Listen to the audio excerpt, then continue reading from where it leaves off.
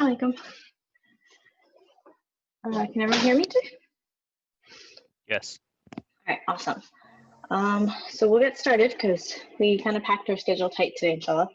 And as people join, we'll keep going. That's fine. So we're going to be going through a few different things today. Okay, so a couple of really important points to start off on. We're going to send out a form right now. I'm dropping the links in the chat. Those forms are super important because without them, we won't be able to match you with the people that can help you out. So I feel like we need more people for this, but I'm going to put them in the chat anyway, and then please fill them out so that we can pair you appropriately. Oops. Shamala, do you want to toss them in the chat? Basically, we're just trying to figure out what you need help with, and then where we can pair you best. We need your major, your year. They're pretty simple, shouldn't take more than 2 minutes, but we do need that information. Okay, so the first thing we're going to go through is the registration process for Career Fair. So how to register and then how to sign up for slots with the employers. So the first thing you're going to do is you're going to go to Handshake, which is NJIT.joinhandshake.com. Log in with your UCID, and then there'll be in events. There'll be a big register button. Click that, and it'll register for you for the Career Fair. And then you'll go, and I will do this live in front of you now.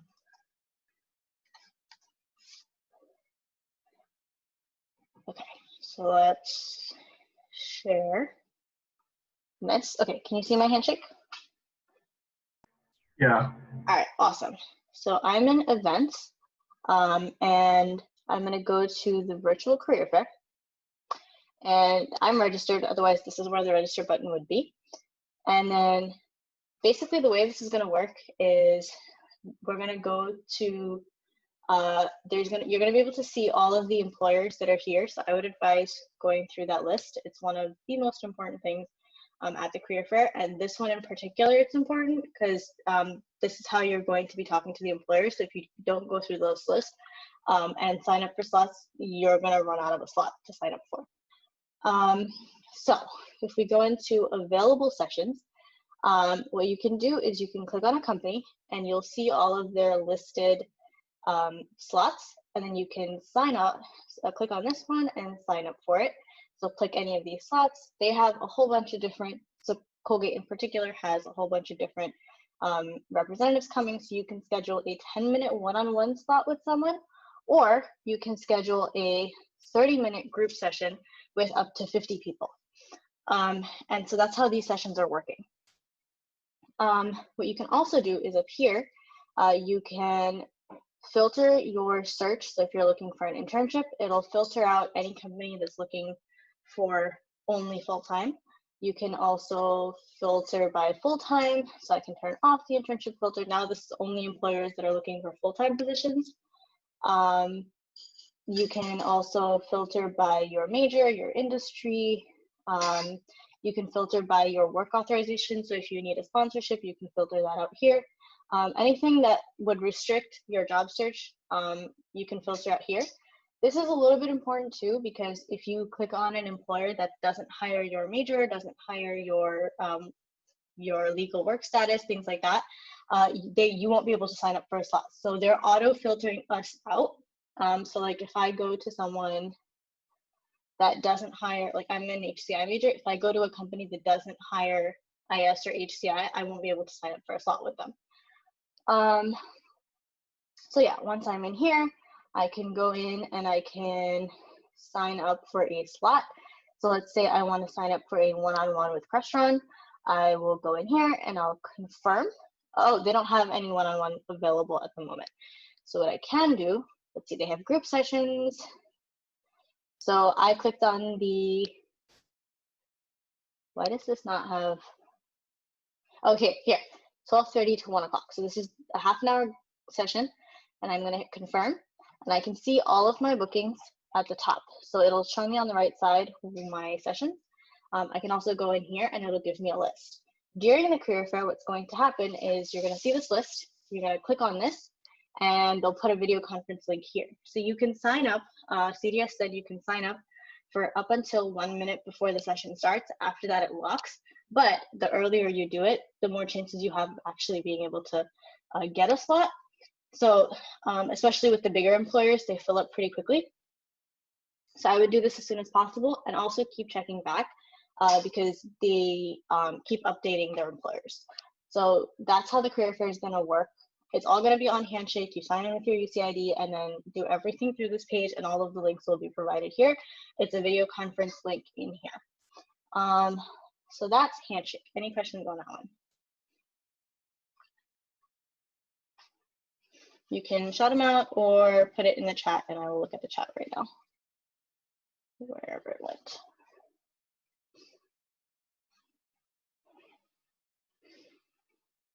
Where'd it go? Okay.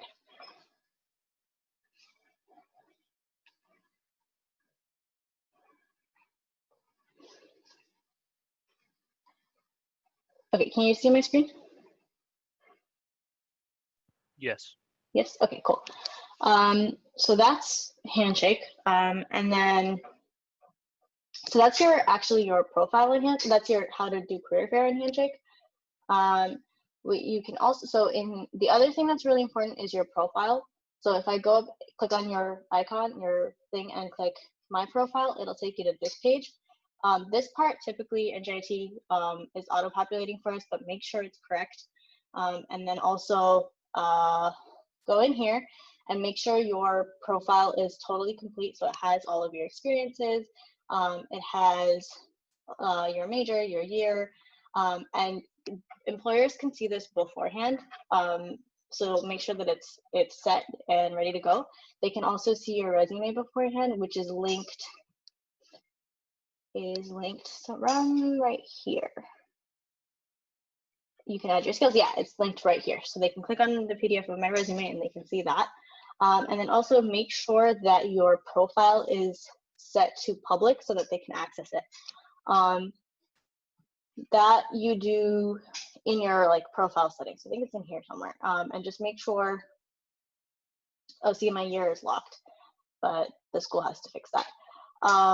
But yeah, make sure when you sign up for Handshake that you set your profile to public or community, and that means that the employers and other students can see it. So anybody signed up to this particular platform.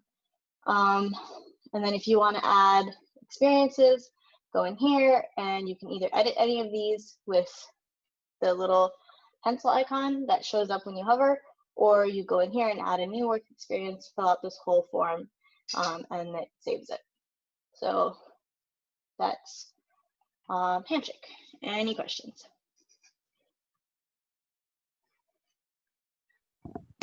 Yes. So if you don't sign up for an employer, is there any other way to participate in the career fair or no? Nope. No? So you either sign up for group sessions or one-on-one sessions, but there's no other way to participate in the career fair. Got it. Thank you. That's why it's super important to have that profile set up and registered for all of the different slots. Okay, so any general questions about Handshake? Anything you think you need to add? Anything like that?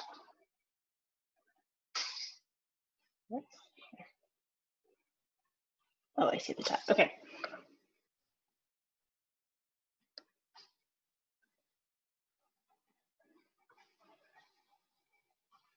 Yeah, if you don't sign up for any slots, you can't participate in career fair. Anything else? Anything about what should be on your profile? Your profile should basically be, it's a lot like your LinkedIn profile. So it should be basically what's on your resume also on here. If you have any active links, if you've built a website, anything like that, you can link all of that in here. That's your, that's what employers are looking at. Yeah. Okay, so we have a couple minutes and then we'll get started with our keynote at 4:45, inshallah. So Okay, so I guess the structure of this event, let me explain how that goes. So we're gonna have about a 45-minute presentation on what your resume, or what your resume should include, what your elevator pitch should look like, just general tips and tricks, hacks for the career fair, as well as like long-term career prep. So what you can do to make your career more successful overall. And then after that, we'll break off into sessions. So you'll either be in a mock interview, you'll be doing a resume review with one of our mentors, or you'll be in a group Q&A session. But to be paired up with a mentor or a mock interviewer, you need to fill out the form that we have in the chat. So there's two, and I'll just repaste them again. Because if you don't fill these out, we're going to have a hard time pairing you, and you'll get automatically placed in the group session, which will be more general, and it'll be more of like a Q&A style session, inshallah. Okay. So I'll let you guys fill out the form, and then we'll go from there.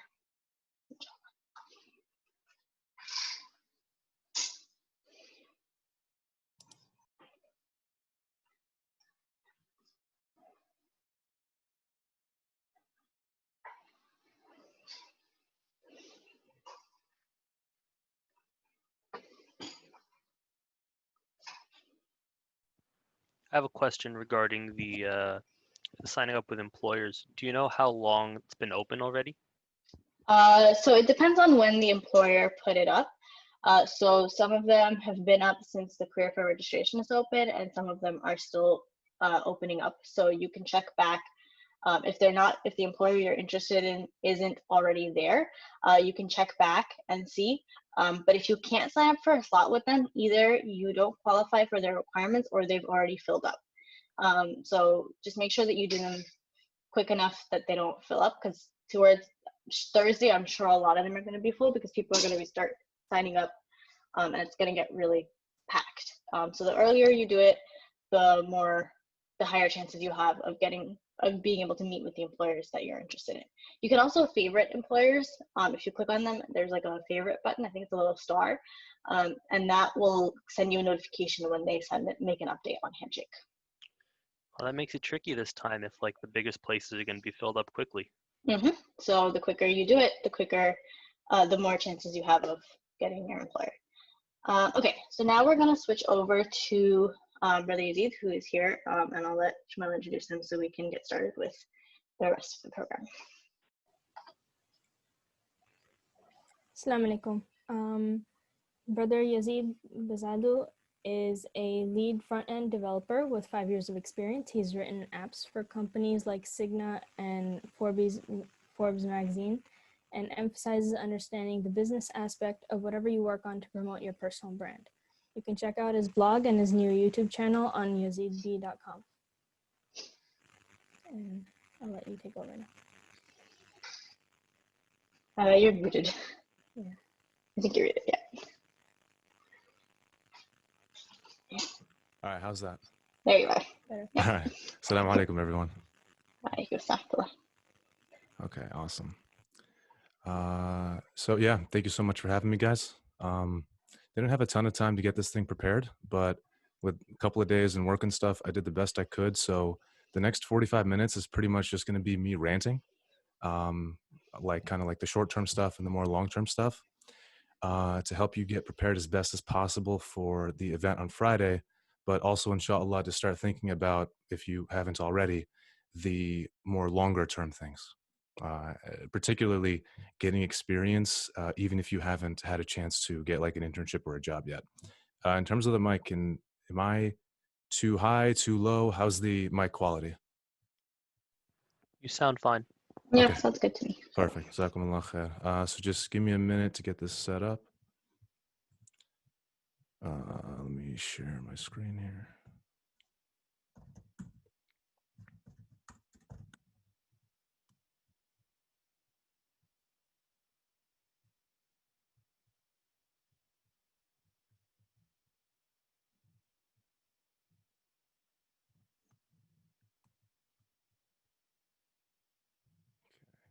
Laser pointer, and the notes should be here.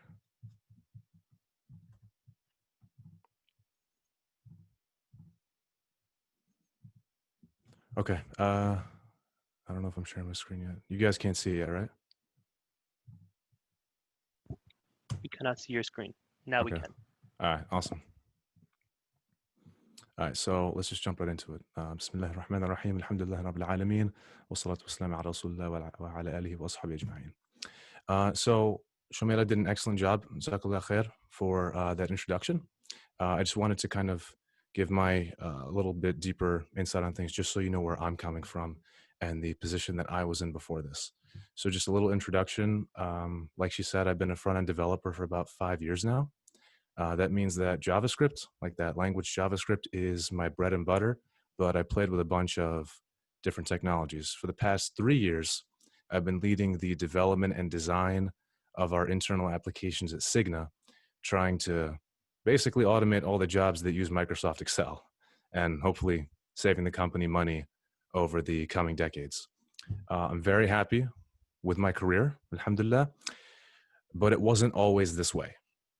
My time at NJIT, I graduated in 2016. So I started in 2012. And my time at NJIT, hopefully, well, not hopefully, but it probably will resonate with some of you. So the first couple of semesters, I had zero experience. And basically my game plan was to walk around the career fair like a lost puppy, hoping that somebody would throw me a bone out of pity. And I was not organized and I did not think ahead, like just brutally honest with you. Then, may Allah preserve him, this brother, he was a bit older than me. He was in college with me. He had some solid IT experience. He saw that my resume at the time was basically a shopping list, and he lectured me on how to fix it up. So through him and through other people, I refined my resume. I scrounged together what little experience I could, and I networked, and alhamdulillah, I found a couple of internship opportunities that set the foundation for my career. So understand that like the beginning is tough, and trust me when I say that I know how scary it is. I was there and I was confused. Like I was a computer engineering major when I started. First semester, I ran away and switched to IT because it was easier. And then I was like, I didn't know where I was going really. But alhamdulillah, found a way. And I'm going to go into some of those things, inshallah. So you got this. So like I said, the purpose of this talk is to just fill your mind with ideas on forming a real game plan. So instead of just doing everything on the fly, let's actually get like a long-term strategy going, and we can look into that. So I broke this thing up into 2 parts. The first part is the short term, and this is the stuff that, you know, we're talking about for Friday. So these are the tips, the tricks, right? How can I hack my resume into success for Friday's event? So we'll go over the resume, of course, your handshake profile, the LinkedIn, the elevator pitch. And these are all well and good. Like these are super important because you have to know how to present yourself. But presentation only goes so far. At some point, you need substance to back up what you're trying to sell. Otherwise, you're a salesman with nothing to sell. So we'll cover some of those ideas, inshallah. The second part, without a doubt, is much more important. And this is what I hope to discuss with some of you tonight or even later on, maybe during this week. Hit me up later on if you want to. Part 2 is the long game. This is how you can gain experience, long-term strategies to gain experience, even if you don't have a job, even without a job. And inshallah, become an attractive candidate that if you do this, part 1, you'll be able to do in your sleep. So in that, we'll talk about building your own projects, getting your own experience, and then eventually turning that into internship and job opportunities via networking.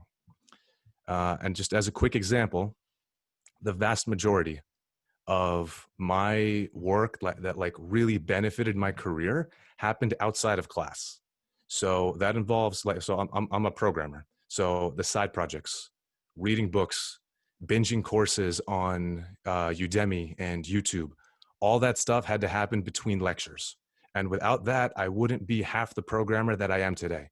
So please, like, you can't just show up to class, go home, and expect to have a list of accomplishments.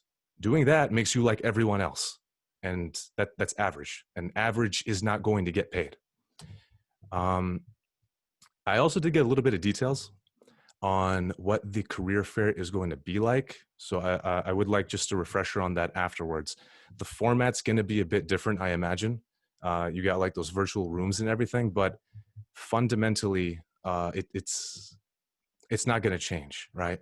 So whether it's in person or online, the career fair, it's basically an open market, like an open marketplace. So you're competing against the rest of the school. And some of these kids have fire resumes, like they've been doing their homework, and not just like, I'm not talking about just in like class, right?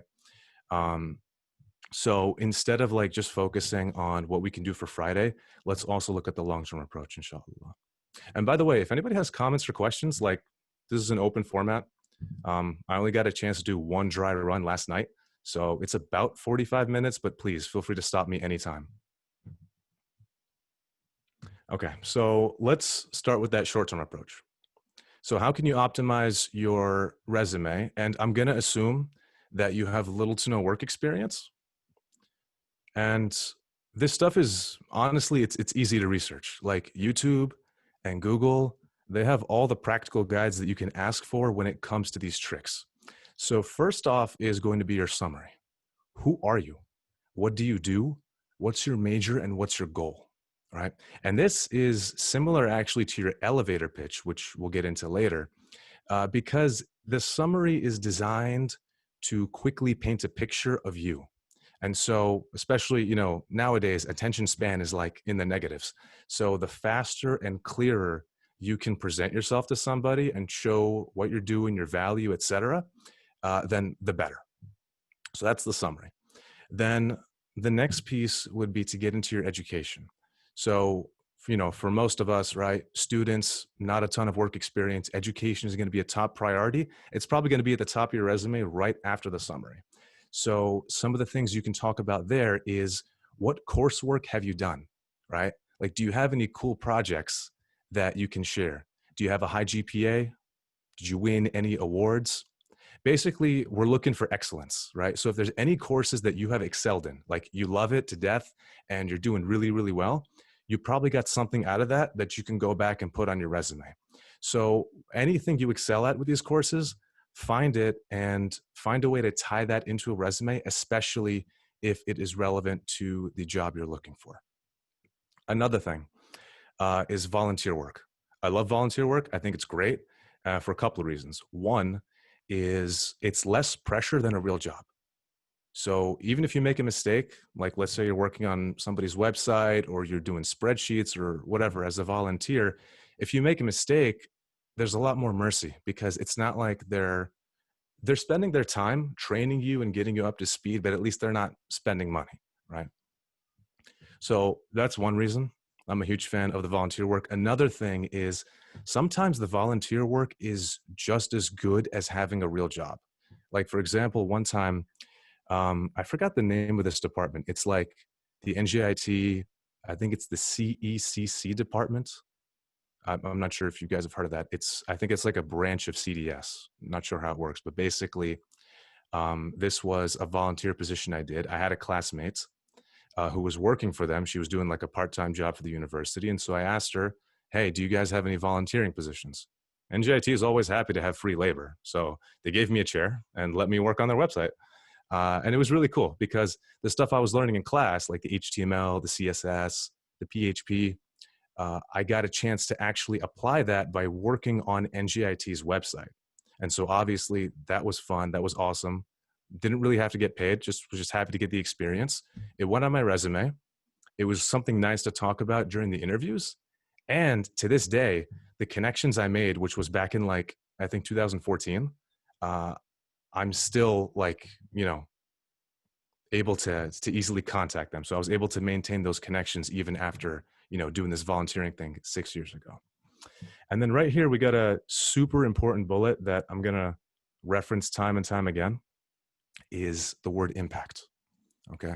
So with anything else, whether it's the volunteering, the coursework, if you have a real job, what is the impact that you made? This is how you can cut through all the noise and really send a clear message to whoever you're trying to interview with, right? So again, even if it's a volunteering position, you're doing work.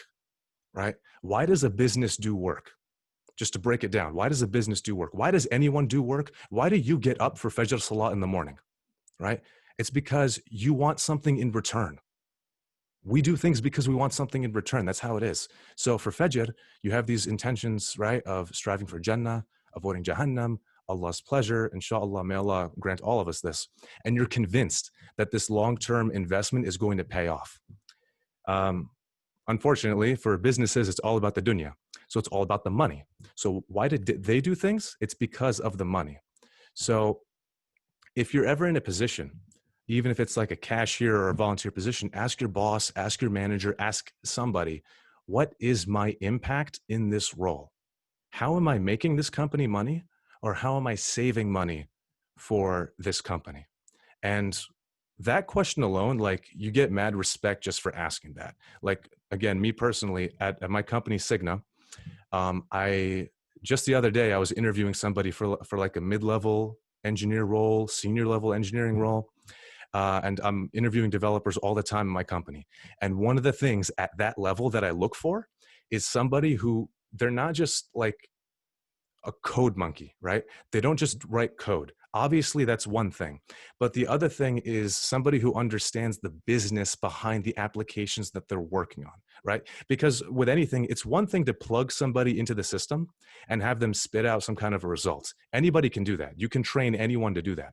But it's another thing to find a candidate who has those skills, those technical skills. And in addition to that, they have the soft skills and the business acumen, that broader vision. So that's the stuff I look for at the full-time level for mid to senior engineering people. And I'm actually doing interviews for senior engineering as well. Don't tell my boss, please. But so one thing they're asking from me is that business sense. They want to see that I've, kind of considered stuff outside of the application, how we're actually making impact on the business. So if I see an intern, if I see a student with that kind of mindset, oh boy, they got a bright future with us, I'm telling you. So ask about your project's impact. Yazeed, can I interrupt briefly? Yes, please, go ahead. Just to like reel it back a little bit back toward the education segment. What is, if you should show your GPA, but how high should it be if you should show it? So if you have a lower GPA, do you show it or not? Good question. And the answer, like a lot of things, unfortunately, is it depends. So when it comes to the IT stuff, in my experience, when I'm hiring and when I interview, nobody cares. It's all about what have you done and what can you do for me, right? That's the equation. And how well you can market that is kind of like the catalyzer in that equation. But however, and I did not do engineering in school, so take this with a bag of salt and ask somebody else. But from what I heard, for the engineering majors, the GPA can matter. Like sometimes they'll have like a minimum requirement. So generally what I've heard and what I support is you got like your major and your general GPA or something. I forgot what it was. Pick the higher one. And if it's like below a 3, you probably don't want to put it because it's not gonna, because the whole point is to make yourself look better. Got it. Thank you. Oh, no problem. Anybody else have questions? Please. All right, let's continue. Where did I leave off here? Doing work, interviewing developers. Right. Okay, so just asking about, just to hammer that in one more time, asking about the impact of the project that you're working on. So how did you make the money? How did you save the money? Even if you're, Taha, I see you here. Even if you're a med student, you're not exempt from this. And you know why? Because a hospital is a business too. They care about money. They care about funding, because otherwise they're headed into the ground. So if you got those tech skills, like, as a doctor, as a psychologist, whatever, when you're working with a hospital, if you also have that business acumen, it can only help you out. So when you do ask these questions and you integrate them into your resume, into your pitch, into your overall presentation, you are light years ahead of most candidates, including me when I was your age. And even the ones who might have like more impressive resumes, they got like some crazy projects. If you have that business sense, you will have an edge in that fight. So In addition to your volunteering work, your schooling, what else can you scrounge up to prove your value to a business if you have little to no experience? If we look at the fourth bullet points on the slide, so you got the school clubs, right? That shows initiative, that shows leadership. Fundraising events, right? People do stuff at the masajid all the time, so take advantage of that. Community leadership. Anything that demonstrates your ability to work hard, lead, and commit to a project. You just need some way to increase that company's confidence in you. Otherwise, why are they going to gamble their time and money training you up?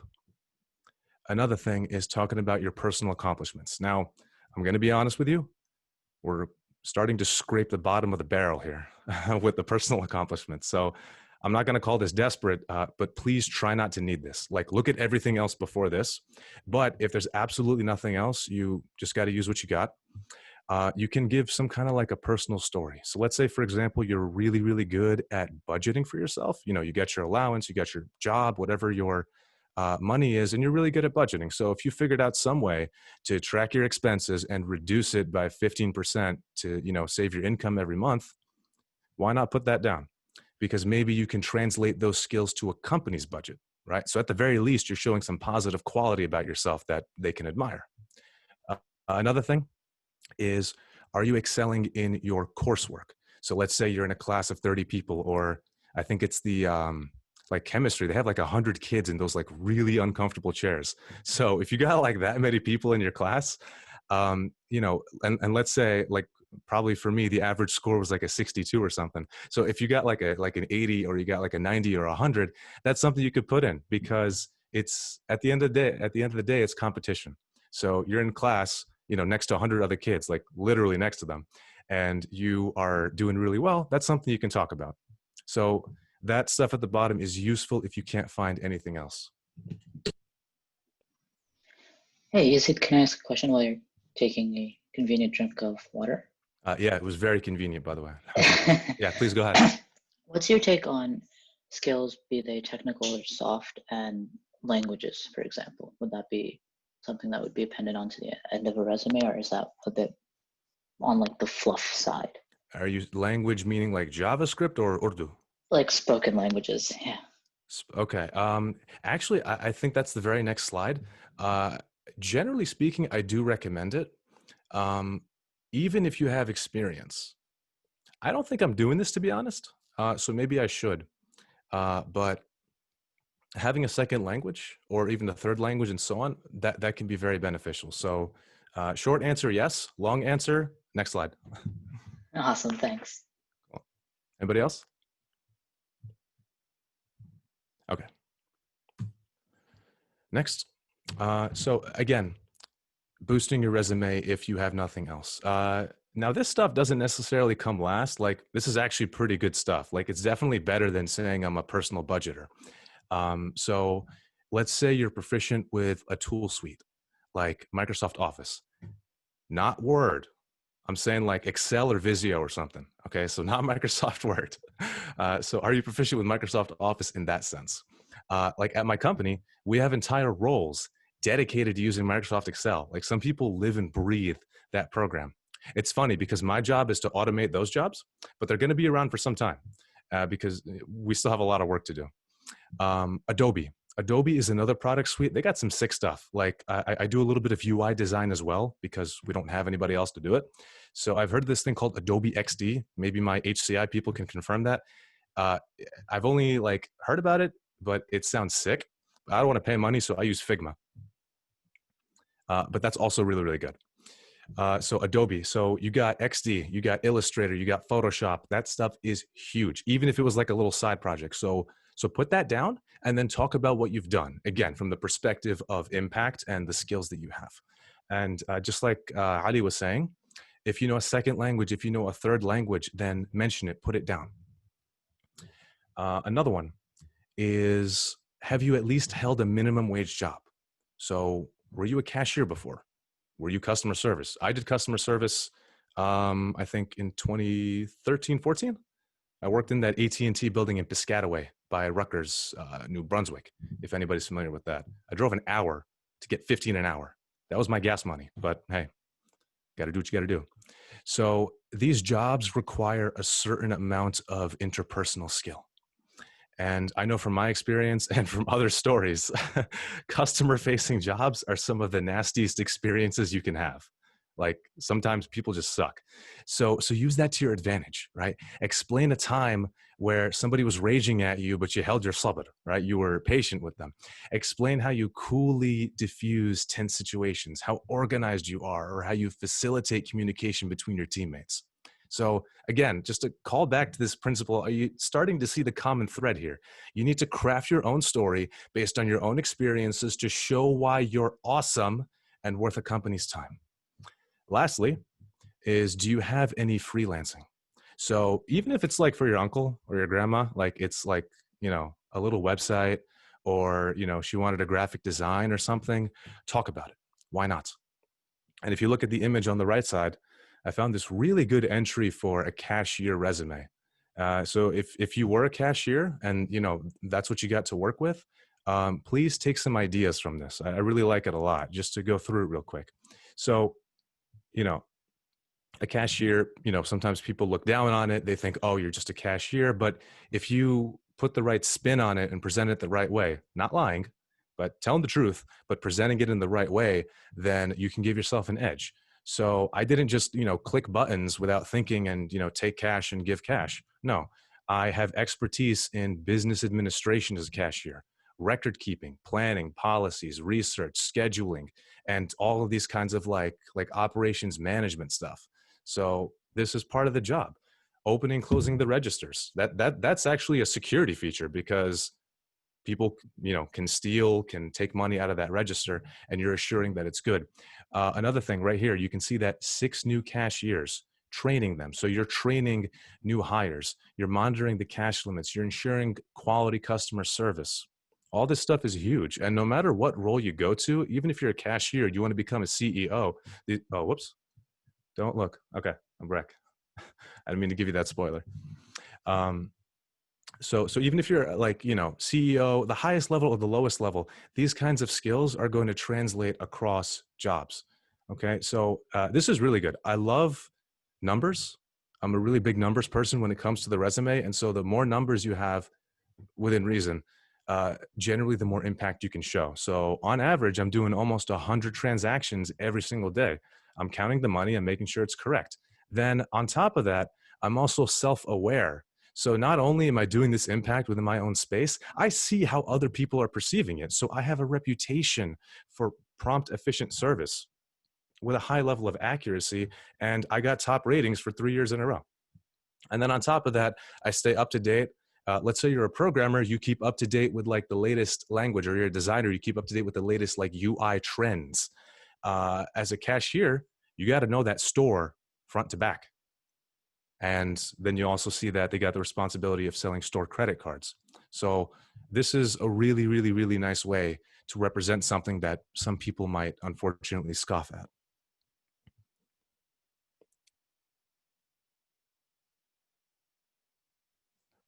Oh, next one.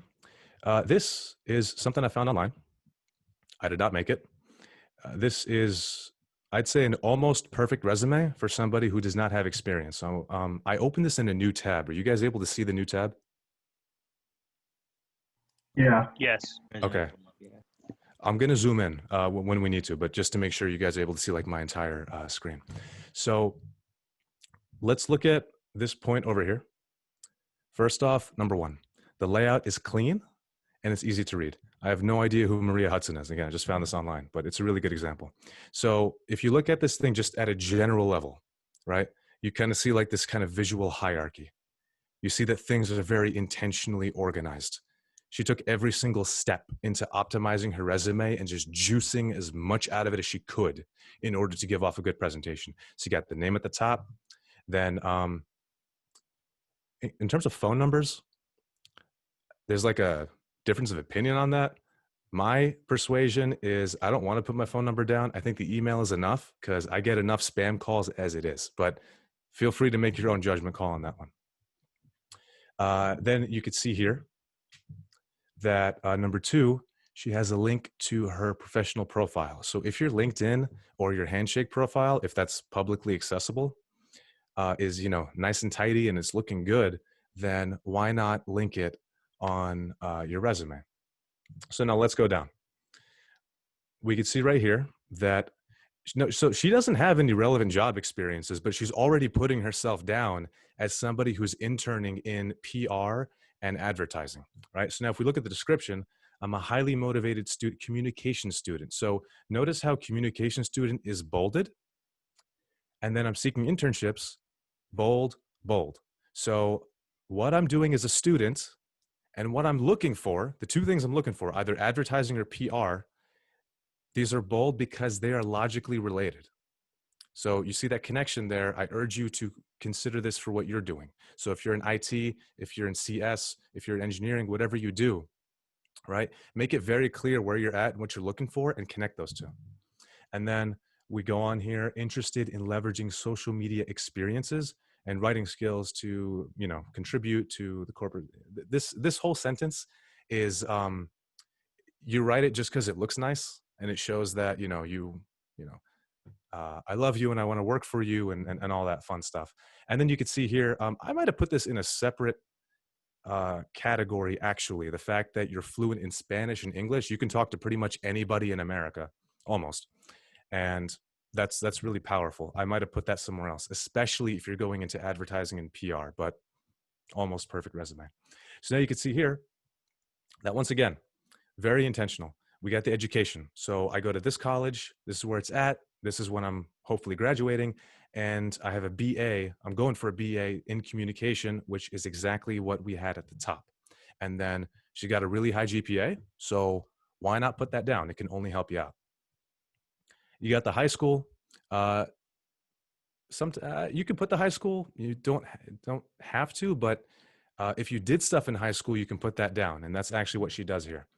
Another thing, relevant coursework. So we talked about this earlier. If you don't have a ton of side projects or you don't have job experience, then look out for coursework that you have completed, because at some point they're going to give you some kind of a project, something relevant to the job.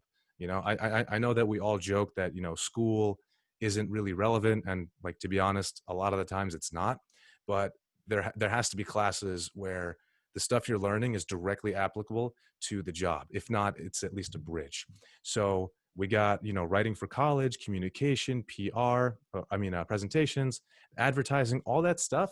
So she probably had like 50 other classes, but she took the top 1, 2, 3, 4 classes that are directly related to what they're looking for. Another thing, we got the leadership activities and the interests. So if I'm just scanning through this as an employer looking to, you know, hire somebody as an intern, I see, okay, you might not have relevant experience, but you're part of a PR student society, which you're looking for that. So great. And you're a member of that. You're a secretary for a communication arts society. So that's doubly good. In high school, you were a VP of student council. So you're organized, timely, and probably know how to, you know, run a team and coordinate things on a schedule.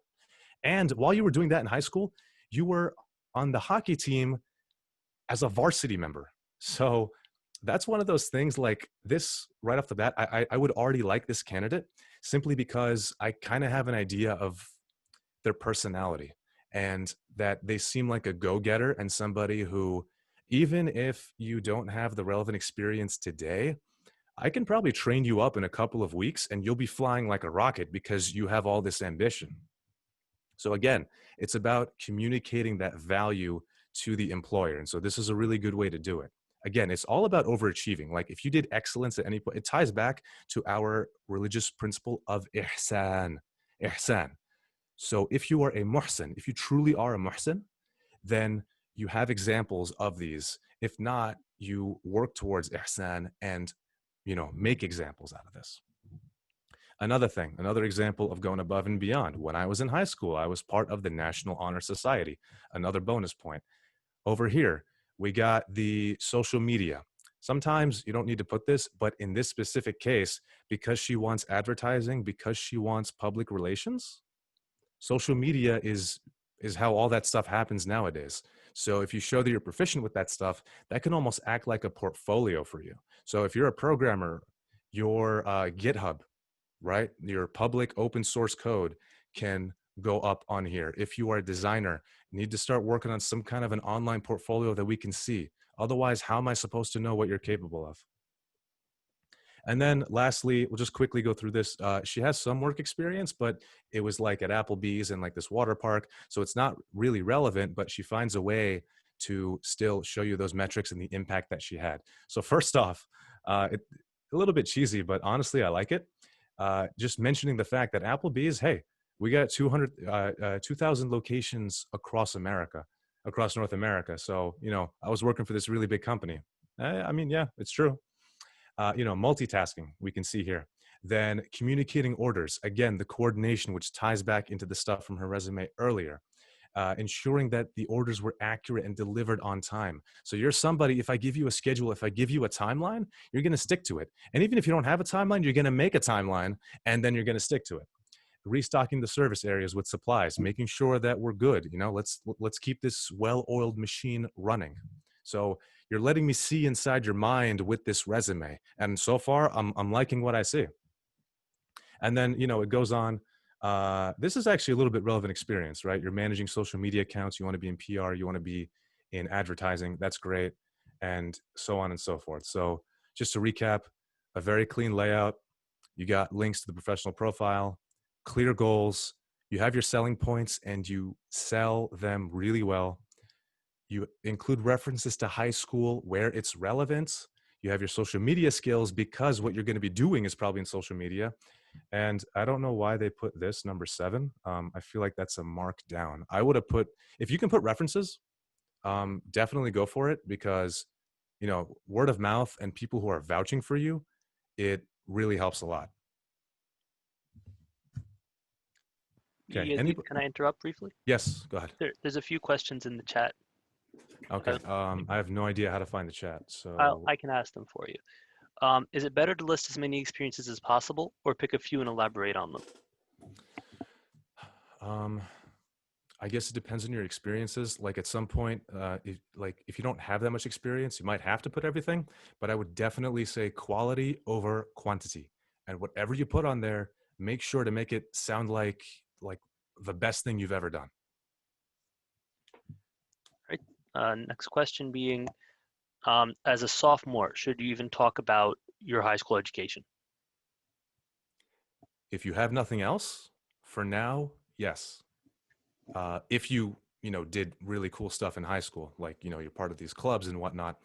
But if you're a sophomore, then definitely part 2 is where you're going to want to perk your ears up because you have time.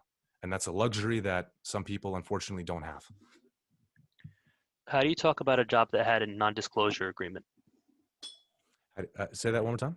How do you talk about a job that had a non-disclosure agreement? Find a way to derive the impact that you had without giving away the company's secrets. I can give you a very specific example for this. So in the past couple of weeks, I interviewed with LaunchGood and I interviewed with Uber, both for senior engineering positions. And all the stuff I work on at Cigna is like, so first off, I'm in healthcare, like pharmaceuticals. So we have insane security around, and anybody who, works with hospitals knows this stuff. We have that PHI, patient health information, that if you disclose it, like you're going to get in legal trouble.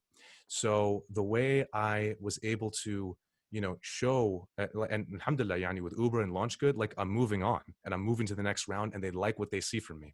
So it's, like one of the ways I did that was through demonstrating my impact. So without giving away the company secrets, without giving away like all those juicy details about, here's what, medication Fulan takes on every Sunday. And this ties back to asking, what's the impact of my project? Because a lot of times it's simply, like I told you, like we're working on projects to automate jobs using Excel because it's less manual labor, less mistakes. And over the next 20 years, we're going to save millions of dollars. I haven't told you a single secret. So next one, on the GPA note, won't employers know if you don't list your GPA that it's not so good? Is there a way to skillfully compensate around this, apart from the several tips you've mentioned? I feel like that would depend on your major. So again, and somebody please fact check me. I need an engineering major fact checking me here. For the engineers, I think your GPA matters more. For IT, for CS, for designers, I really don't think it matters at all. So if an employer doesn't see a GPA, they're simply going to look for other stuff. And so if you have other stuff, then that's fine. You might not even have to play it off. Like I've personally, my memory's foggy to be honest, but I don't think I've ever been asked about my GPA. There were times where I put it down because I had nothing else, or because it was like, you know, in a good neighborhood. But generally speaking, I wouldn't worry about the GPA too much. Put it down if it's good. If it's not, then, you know, find other stuff to put it down. All right, last one. I've heard that many people put their home addresses on their resume. Is that necessary? Nope. All right, thank you. That was all the questions. Yeah, sure. Okay. How are we on time, by the way? It's 5:23, so about 7 minutes Okay. before we're scheduled to start the individual sessions. Okay. Wow. I was actually worried this was going to be too short. I'm almost halfway done. All right. All right. If anybody wants these slides, by the way, and you know the information, just hit me up. I'll send it to you, or I can post it somewhere publicly. All right. Where are we at here? Oops. All right. So also, if you want the link to this resume, you know what? I can dump it in the chat right now. Let's see. Do I know how to use Zoom chat? Oh man. Oh, you guys been going crazy in here. I'm sorry. I did not see any of these. Yeah. Hafiz, please, if you can be my wingman on that, stay my wingman and just let me know when people drop comments. Of course. Thank you. Okay. Where did I leave? All right, so we saw this. Okay. So this part, I think we can kind of fly through pretty quickly. So this is the online profile. So we're talking Handshake, we're talking LinkedIn, all that good stuff. In my experience, a good online profile has a lot in common with an optimized resume. So if you implement all the stuff we talked about in the first part, just figure all that out, then this stuff, inshallah, becomes easier. Because a good LinkedIn, a good handshake is basically a good resume. There are some particular notes, like maybe you want to add some extra links. Again, you know, if you're a designer, portfolio. If you're a programmer, GitHub, also portfolio. If you're in IT, you can put down your certifications. But you know what? All that stuff goes in your resume anyway. So, you know, forget that. If your resume is good, then the handshake and the LinkedIn will be good.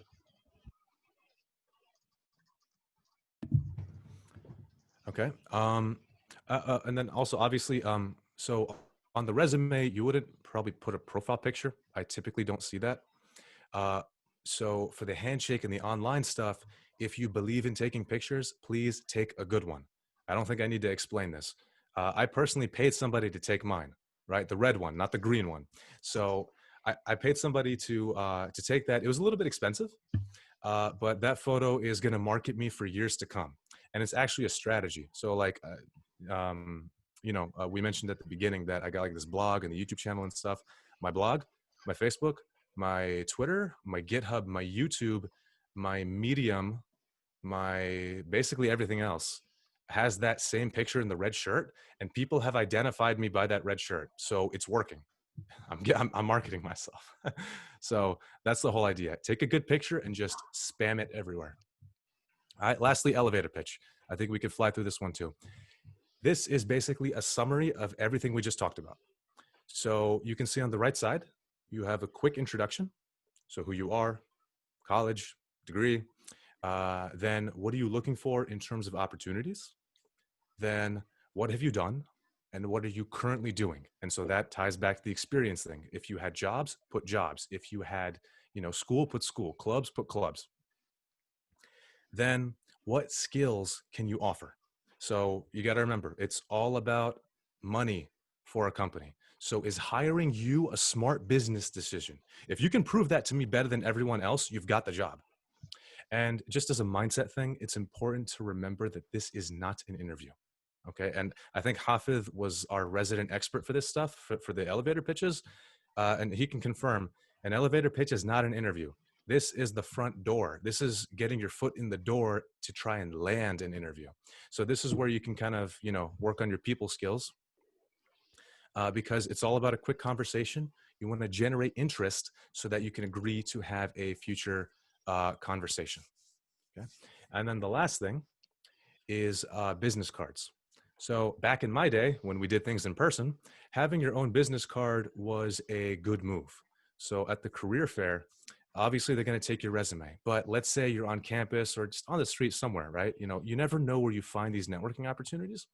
What happens if you run into somebody and either you don't have your resume on hand, or you have it, but it's kind of awkward to give it to somebody in person because they gotta like fold it up, put it in their bag, and it's gonna get wrinkled and they might not be able to read it. So if you're able in that moment to just kind of pull out a business card from your front pocket, pants pocket, your wallet, that is just that little icing on the cake that makes you come across as somebody who's professional and plans ahead and is always prepared for a good networking situation. It just looks good. I still have like 300 business cards that I'm probably never going to use because I needed them for like 2 career fairs. Okay. I don't know if we're at time, but this is the long-term prep stuff. Maybe we can schedule this for a different session. How are you guys feeling so far? What's the point of the career fair? What exactly do you do there as opposed to just applying for the same thing online? Because in my experience, they always tell you to apply on Handshake. Sorry, Habibi. I had a really hard time hearing that. It was really low. Would you mind saying that again or putting it in the chat?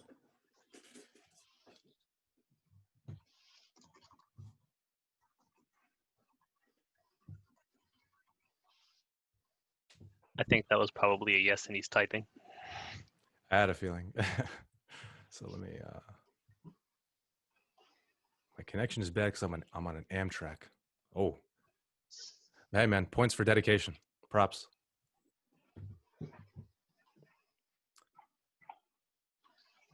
What's the difference between the career fair and Handshake? Okay, I'm sure one of you guys can answer this better than me, but my best guess is the career.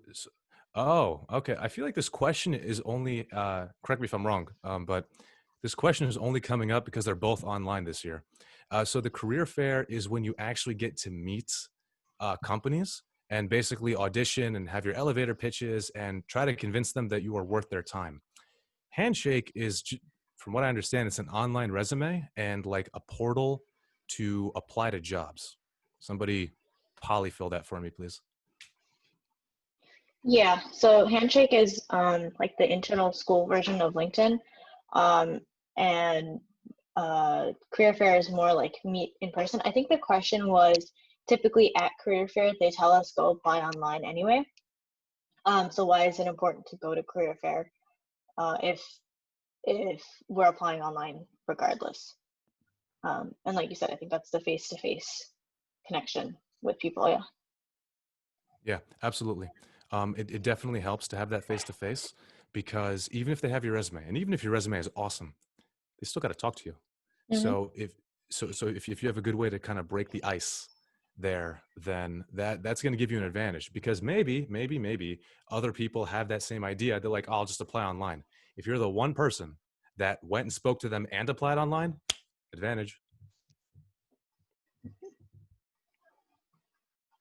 Do you want to stop here and continue with a group Q&A while we break some people off into breakout rooms? Absolutely. Fire yeah? away. Okay. So we have a Should I stop handful sharing of for now? you can keep going. So we actually have a handful of people that filled out that form. So we've paired them with mentors. And that way we can do the individual resume reviews and mentor sessions or mock interviews. And then everyone else that hasn't filled out that form or isn't paired for the first session can stay here. So if you've been paired, we'll put you in a breakout room. Otherwise, we'll just leave you in this room. Okay? Sounds good, inshallah?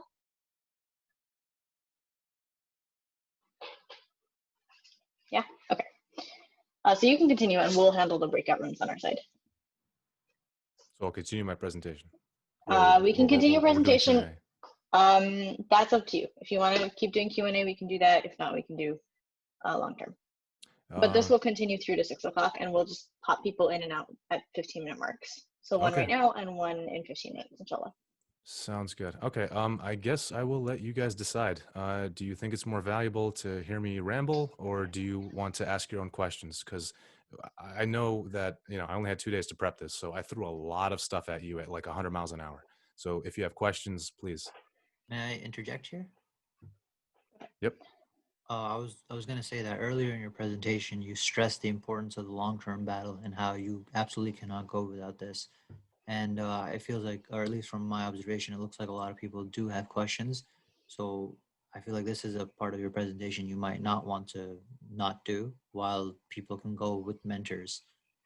I don't know. How do you feel about that? Assuming that the organizers are okay with that. So in terms of continuing and just talking about the long-term stuff until 6 o'clock. If you feel like it's important, yeah, because I mean, you prepared the presentation and you made it sound like it's not something we should miss. Yeah, why don't we go over long term, and then we can just keep, as questions pop in the chat, we can ask. Okay, absolutely. Yeah, sounds good. And then if you guys have other questions that are not as related to this, you can throw them in the chat anyway, and we'll answer them as we go, inshallah.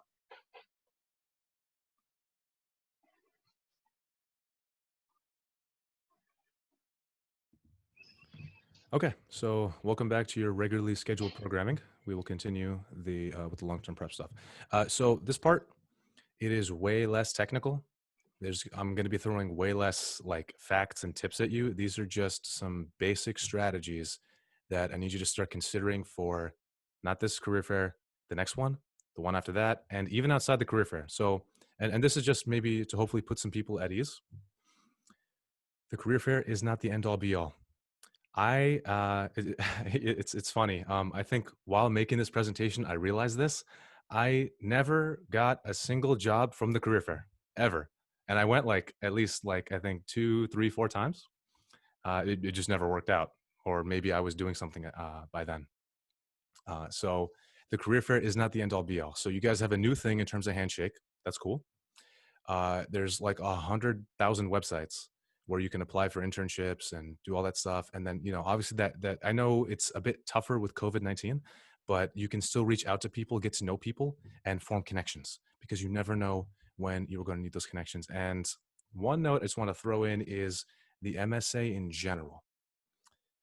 It's easily the thing I miss most about NJIT. Like nothing else comes close.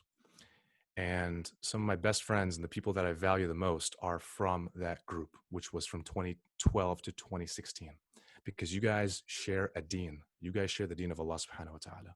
So there is no stronger bond. And let me just give you a preview. Even if you do well in college and you get your opportunities and all that stuff, when you get into the workforce, you're going to feel, even if you have your own business, I don't care what you do, you're going to feel how soul crushing. And Ali and Ahmed and anybody else who's working can back me up on this. Full-time work, full-time business, full-time anything outside of college, especially without the MSA, when you got used to that environment, is soul crushing. And you lose touch with people without even realizing it. So I urge you, probably the most important thing you can do for your deen and your dunya is keeping in touch with each other after you finish college. All right, moving on. So again, this is just long-term mindset stuff, and I like memes. So less words, more memes. So again, the timeless issue, right? A lot of us are caught in that catch-22, that vicious cycle of I need a job to get experience, but I also need experience to get a job. And so we talked about the tips and the tricks, but long-term, what can you do? What's the timeless solution to this? 3 words: do projects and network. So let's get into that a little bit more. Again, like we said, what do companies care about? Every company, they care about money.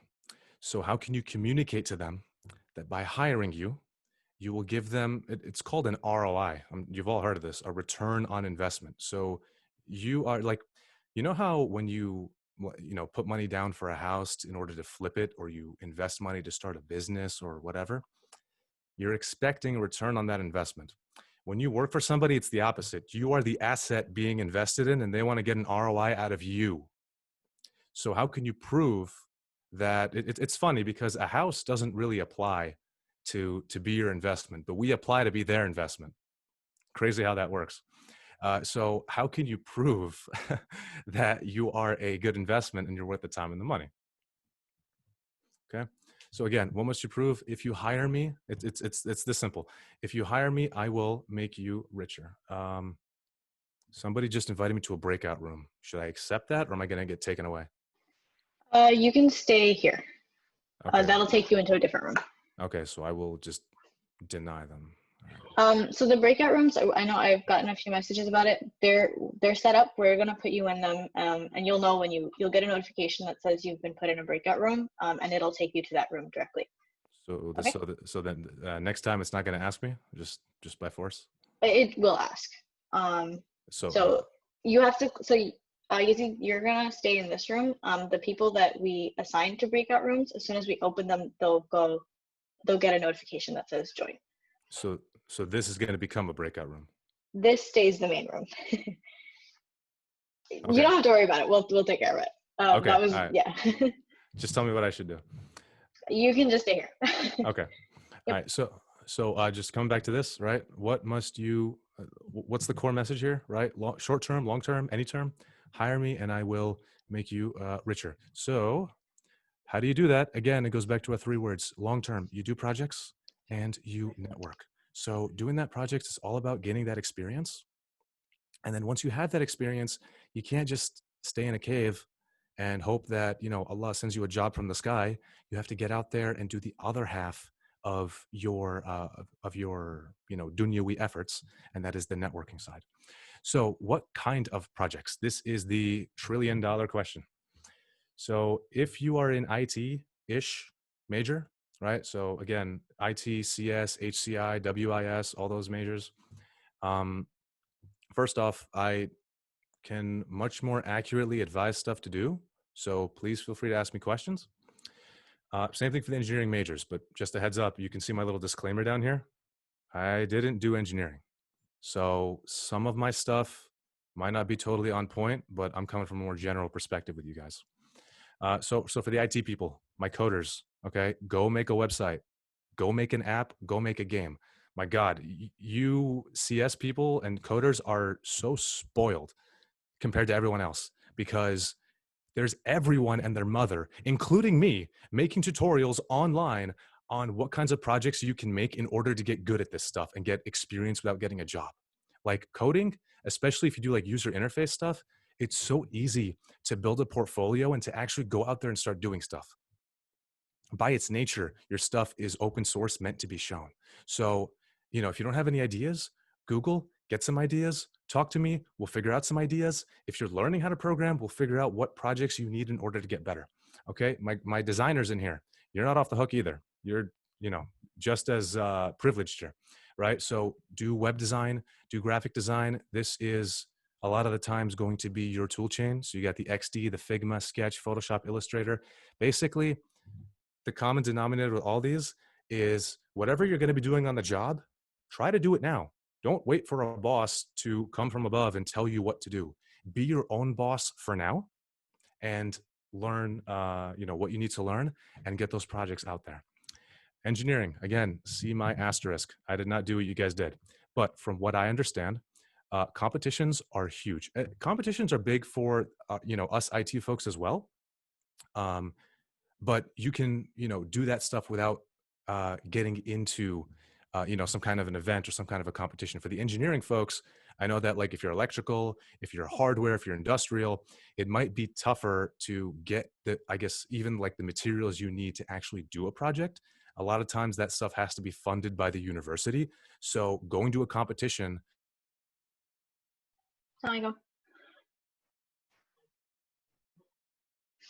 I'm getting your mentor right now. He should be here. I'm getting your mentor right now. He should be here in a second. If not, you can rejoin the main session until he gets here.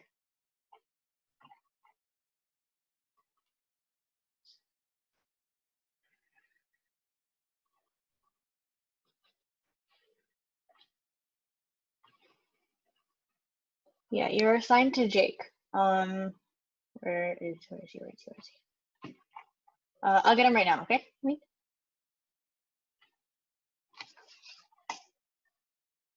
Can you hear me now?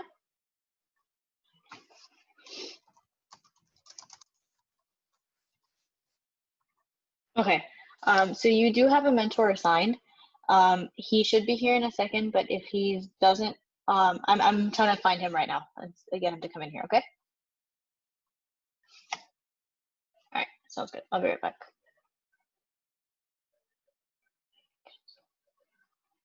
IT guys. So let me double back. Certifications. So for IT, certifications are big because that field, a lot of it is driven by certification. So the big ones that I've heard of, you've got Cisco, right? Which is, all about network. So if you want to be like a network engineer, sysadmin, Cisco is huge. If you want to go down that route, A+ and Network Plus or CompTIA, those are also good ones.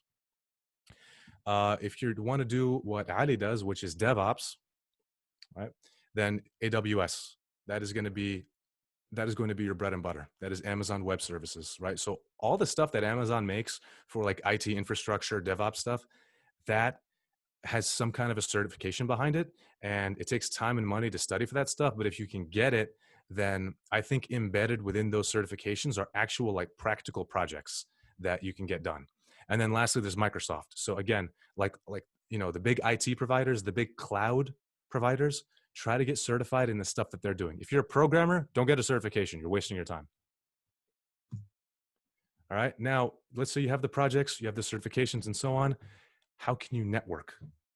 We covered a little bit of this. Clubs and meetups, not just for the sake of sliding into, some kind of a competition or getting some kind of an opportunity, but at the very least, you get to meet like-minded people, right? So with us, right?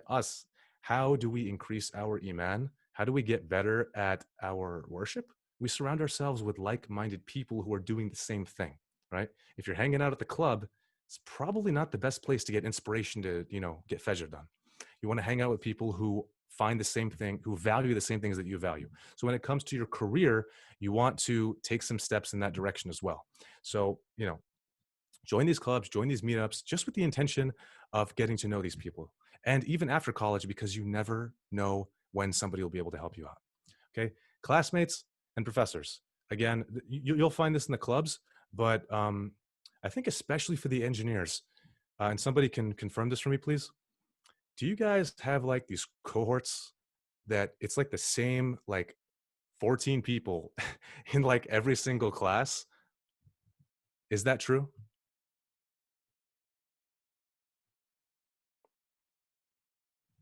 Oh, sorry, I'm not seeing the chat. Yeah, I think they do. They start from the beginning. They start from freshman seminar and go to their senior year, or with the same like group of students. Yeah. Okay, awesome. So, okay, cool. And that's actually one thing I remember from my first semester of computer engineering. I was like I went because I was still used to high school. So I go to class and I'm like, okay, he's familiar. So is he. So is he. So is she. So is she. I'm like, oh, okay. So they kind of just, we're kind of like a package deal, and they just lump us into all these classes. So that is awesome, because spending a lot of time with people and struggling with people, that is how you form connections. Again, another preview. Once you leave college, connecting with people, you might feel a bit more awkward, because what exactly do you have in common with a stranger? Versus if you're part of the same organization, if you're part of the same college, at the very least, you have that common thread, and that's so much easier to work than just, hey, bro, can I spot you? I need a job. And then another one is your professors. So, and this is kind of like, it's like an open secret. So you didn't hear it from me. And don't ask me who it was. But professors, especially from what I've seen in the IT section, it's really smart. They will teach a class that is relevant to a business they're running on the side. Then the best students from that class get a chance to work for that professor doing an internship. It's like a factory. And every semester, he just got this on repeat. And so that was actually my first internship. again, don't ask me. Like I don't advertise this. But that was my first internship, and unfortunately, some issues happened after about 6 months, so I couldn't put it on my resume. But and alhamdulillah, I got another internship, and they thought I had no experience. And so, but they were shocked when I knew all the stuff they were talking about, because I learned all that stuff 6 months ago because I interned for my professor. So that's huge. Get cool with your professors and excel in their classes if it's, obviously if it's worth it, because you never know what kind of opportunities they can offer you. Third, use the NJIT CDS. That stands for Career Development Services. If anybody in here is looking for an opportunity and you have not heard of the CDS, please Google NJIT CDS tonight. That's actually how I found my second internship, was via the CDS. I had a brother who was he was interning as an IT kid for them, and I got in. They liked my resume, and I had that reference. He spoke positively of me, and alhamdulillah, it ended up working out. And then lastly, like I've been saying the whole time, do projects. None of this matters. Everything I said tonight, all of it is batil unless you implement what we talked about, the short-term stuff, especially the long-term stuff. So please, tonight, plan, start thinking about it, do something, do projects, get things done, get 1, 2, 10 projects, and then start talking about them. Okay. Right. Do the work and then find the work. So again, you need just some kind of a portfolio, some kind of body of work that shows me what can I expect. Like, just imagine if you were on like Fiverr.com or like freelance.com or Upwork.com, and you need somebody to commission like a site for you, like to design a site. What's the first thing you're going to look at? Hey man, what have you done before? Right? If you're just some bum off the street who doesn't have a portfolio, how am I supposed to trust you? So focus on doing that with yourself. And then a really easy way to do that, again, especially for you spoiled CS design folks, go on Indeed.com and look at the job applications for intern and entry-level stuff. See the stuff that they want out of you, and then go practice that at home without any pressure. So, because when you get on the job, whatever you do, when you get on the job, you're going to be doing projects. So how do you get good at that stuff? You do projects.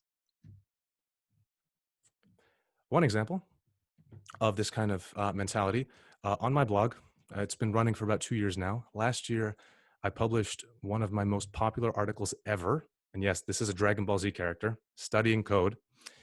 It was called The Guaranteed Fastest Way to Break into Web Development. That is my area of expertise.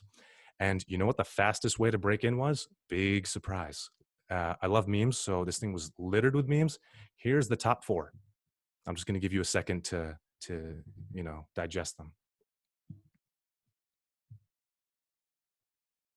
Do projects.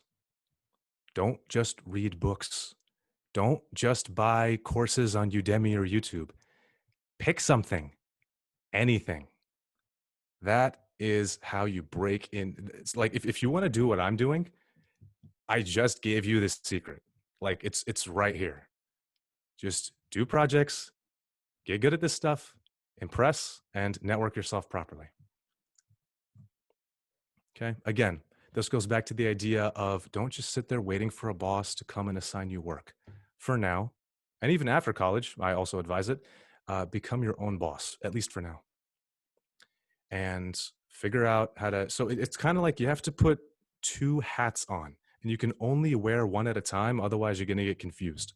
So right now, I want you to put on your boss hat. Imagine you work for yourself and you're your own boss. You got that hat on. So you need to say, all right, what am I going to do with you? Right? like what work should you be doing so that we can transform you into the candidate that you need to be? Then once you have that out and you made your little roadmap and you got your plan, and please consult with me if you have questions, if you want help doing this, I got you. I can at least be a soundboard to kind of, play some tennis with your ideas. Put on that hat, make your plan, then take off that hat and put on your worker hat and get it done.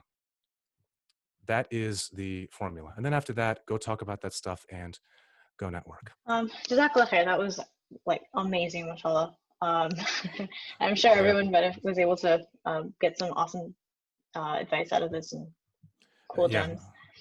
absolutely, absolutely. And that's the number one thing, right? It's like, you know, it's nice to come listen to this stuff, and you know, hopefully you got inspired. Hopefully you have a lot of good ideas, but it does not matter if you don't do anything after tonight.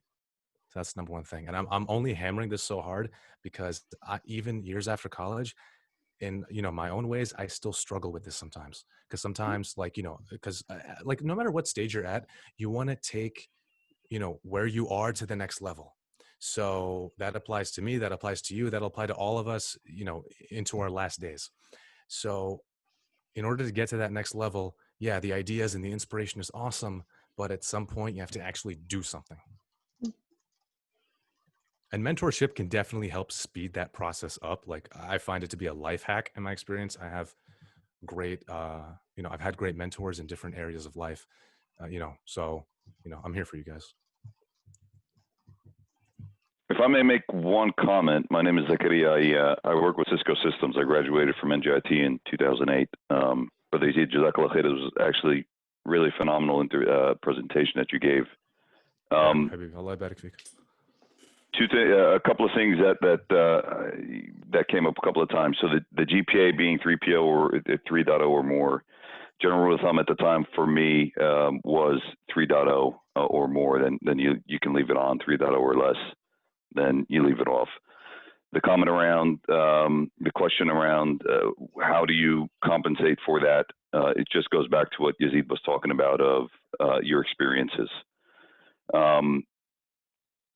There's no need to reinvent the wheel, which kind of goes back to what Yazeed said about mentorship. So the resume that you have, that he provided to you via that link, if you feel that works, use it. And most critically, when it goes to career fair, Yazeed is talking very confidently. I just went into a breakout session. The individual there was talking very confidently as well. Believe in what you have. If you don't believe in yourself, they will sniff it out and they will find somebody else who does. So you have to be confident in what you do. And to what he showed, one of my jobs was a cash register at a, and I said, I handled all monetary transactions. Worded in a way that is very strategic, as what he had mentioned earlier. And then the last thing I would say is present yourself properly. Your clothes have to be nice and crisp. You have to be clean shaven, good posture, stand up straight, put a smile on your face and be confident. I don't know if you said any of that, Yazeed, afterward, but I apologize if I repeated any of it, but Barakallahu Feekum, it was a great session. Allah barik fik, Habibi. No, awesome, you know, branching to what I said. Like, I agree with all of it. The only thing I'd lightly push back on is you don't need to be clean shaven. I've had a beard the entire time. Alhamdulillah, it's worked out. Yep, noted. And when I say clean shaven, I just mean that you have nice clean lines the way you do. Yeah, like, I mean, like, even if you want to grow it out, just take care of yourself. Don't be a slob. I think we can both agree on that, right? You can go ahead. Jazakallah khair. We really appreciate it. Wa alaikum. Jazakallah khair, guys. Assalamu alaikum, inshallah. I'll be catching up with you guys afterwards. Right, so Jazakallah khair for coming. If you have absolutely any questions, feel free to email us. So you can email the NJIT email, or you can email me. It's in some email or another, or you can ask at any of the chats. And we're here, you know, anytime you guys need us, whatever it is. I know we didn't get to do a lot of the specific resume reviews and things like that. So if you want us to go over it, I'm sure some of our mentors would be willing to do it. But yeah, Jazakallah khair for coming. And whatever you need, we're here.